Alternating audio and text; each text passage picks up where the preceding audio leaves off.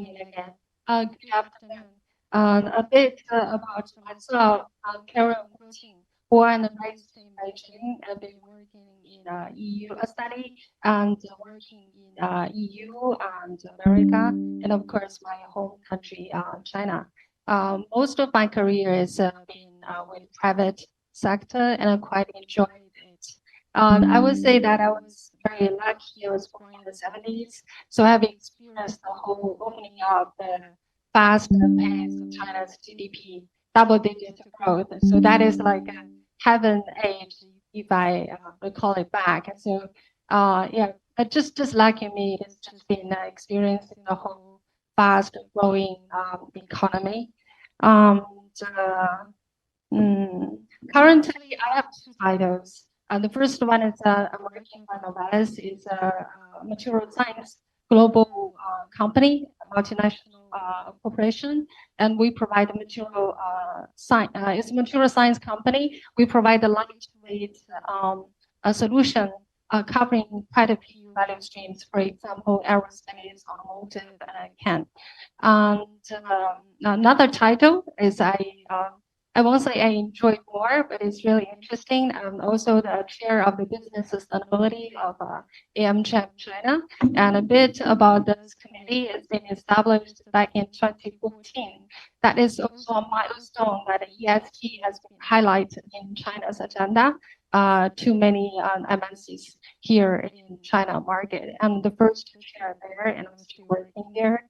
I really enjoy working with my peers from all other chamber members, and we get together very frequently, discuss on world priorities on ESG sustainability. And for this year, it's certainly about low carbon and the new ESG agenda. Yeah.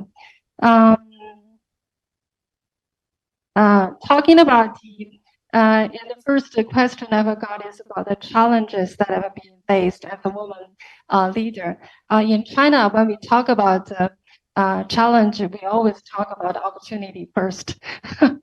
So yeah, to my observation, actually, for example, in the AmCham, the member companies, most of us, we had done a survey, most of us, like more than 90% of the companies, we have set up the goal, sustainability goal. And part of the sustainability goal is gender equality. For example, many companies, including mine, we have the 2025 goal that to have at least 30% of women in the board and also in leadership team.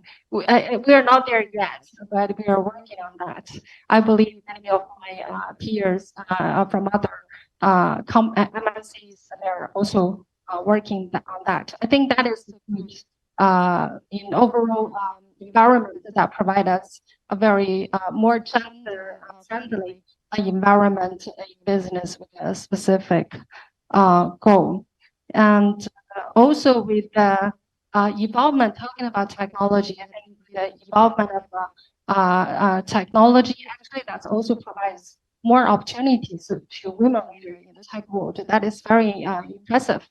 Before joining Novelis, actually, I was working between China and Silicon Valley for a couple of years for venture capital. So I've witnessed lots of, especially in China market, actually, in startups, there's lots of founders that is very, very impressive. And so that's about the opportunity. It's good and positive. But meanwhile, we are facing quite some challenges. I have quickly listed a few ones. First of all, is the overall environment that we are all facing. They have to put us into the reality that we are facing very tough market from the business perspective. It's the uncertainty in geopolitics.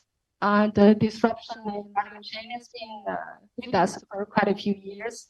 And also the inflation, and yeah, it's just a tough market. So when the market is tough, our life are just tough. Let's just admit that. And also not only, yeah, and also that makes a vulnerable group's life tougher, including women. So yeah, that's the reality actually.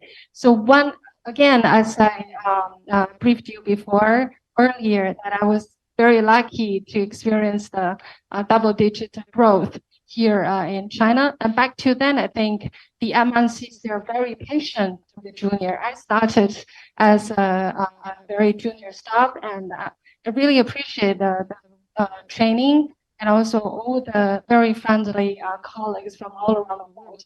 They're just so patient to train me and then let me grow, to nurture me. And I really appreciate that. But nowadays, the business are facing competitions and they're facing the tough market. They might not be as patient as before. And lots of companies, not only MNCs, but local companies, they have stopped hiring the fresh graduates from universities. That is tough. So yeah, again, whenever it's a tough market and the competition is tough, the vulnerable groups, they might get affected negatively more. I have to put it there. So this is the overall market. Um, and also talking about the technology world, from business perspective, I do witness that technology world, not only in China, in Silicon Valley as well, they have this 996 working hours. The professor talking about work-life balance. So lucky me, and when I was a junior staff, we have this specific training on work-life balance. And it's like a one day, just all men and women, all the colleagues get together. We have this specific training, like a treat for us, and that is, a working time. And now, if you ask me what is work-life balance, I don't know anymore. Because the tough market, the competition, and everyone, you have to really just always be alerted. So lucky me, I'm a senior executive. I think it is tougher for the junior staff. So that's the reality. And this, I'm not blaming the tech world, but they do bring this culture. And I won't call it toxic culture, but they do bring this requirement for efficiency, for the immediate response, this kind of corporate culture. So again, I'm not blaming them. They do brought us a lot of convenience on that. And talking about how to cultivate a more inclusive environment to empower women leaders, I have a few observations to share. Personally, for example, I don't know in the academia world or the public world, in business world, for example, just a very recent case in my corporation that we are, because it's after 3 years COVID control, finally we could get together for this annual dinner. So of course we assign 2 young junior women staff to work on it. We take it for granted that women are entitled to, it's their assignment to work on this. So as an insider, and I try to change that. However, I did not make it, unfortunately. So that is a kind of culture, and also it's a corporate culture. Not, I think it is really all around the world. It's the same. They take it for granted whenever there's something like about not the core business. So as they assign it to women. So So what I could encourage all of you here, I think we need some solidarity here. Just be an insider and try your best to change it.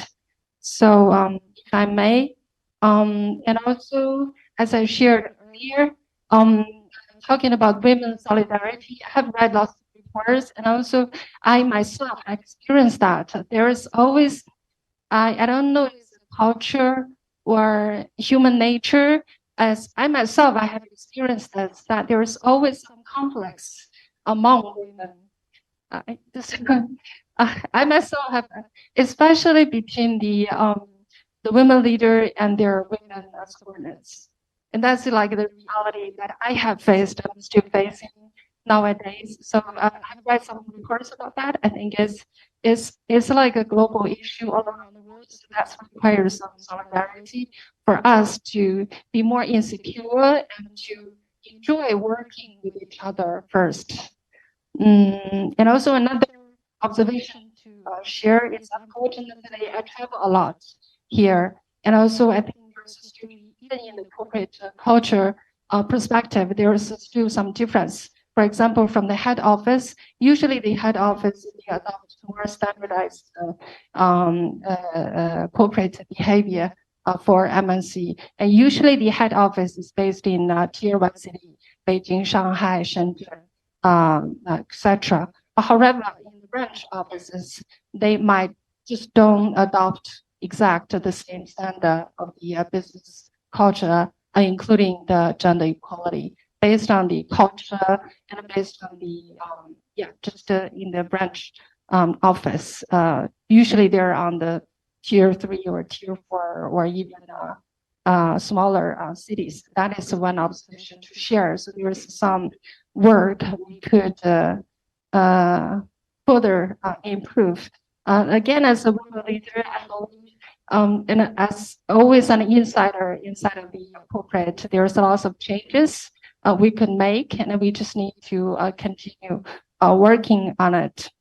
Last not least, talking about the trade, how can the trade to bridge the gender digital device? I think from the MNC's perspective, the multinational corporation, and there is a lot for us to do, not only to bring the best practice in business in a standardized, wise, but also to bring the best practice in sustainability, and also the gender equality is certainly part of that.